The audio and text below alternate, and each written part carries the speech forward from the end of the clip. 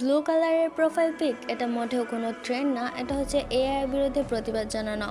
International K pop artist বা আইডিয়ালরা নিজেদের profile blue করে এআই এর বিরুদ্ধে নতুন এক আন্দোলনের সূচনা করেছেন এবং আমাদের উচিত তাদের পাশে থেকে নিজেদের আইডিয়ালদের প্রোটেক্ট করা।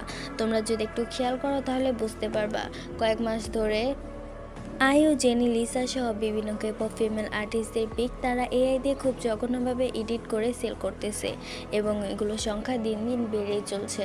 তারা শুধু ফিমেল আর্টিস্টদের পিক এডিট করে থেমে থাকেনি, তারা অনেক মেল আর্টিস্টদের পিকও এআই দিয়ে এডিট করতেছে এবং এই মেল আর্টিস্টদের মাঝে আমাদের আইডিয়ালরাও আছে। এআই জিনিসটা খুব ভয়ঙ্কর এবং এটা সারা বিশ্বে ছড়িয়ে পড়ছে। খোঁজ নিয়ে দেখা যায় যে সারা বিশ্বের প্রায় প্রত্যেকটা দেশেরই কোনো না কোনোভাবে কোনো না কোনো মেয়ের পিক এআই দিয়ে খুব জঘন্যভাবে এডিট করা হয়েছে এবং আমাদের দেশেও তা থেমে থাকেনি। এই তো কিছুদিন আগে অভিনেত্রী আরোহী মিমের একটা লিঙ্ক ভাইরাল হয়, যেটা দেখলে বোঝা যায় যে এটা একটা এআই ভিডিও। তারপরেও মানুষ তাকে নিয়ে কতটা পরিমাণ ট্রল করতেছে। যেখানে তার কোনো ভুল নেই সেখানে তাকে অনেক কিছু সহ্য করতে হচ্ছে, যেখানে তার নেই কোনো অপরাধ, নেই কোনো দোষ, তারপরেও তাকে এই সব কিছু মেনে নিতে হচ্ছে। এআই জিনিসটা খুবই ভয়ঙ্কর।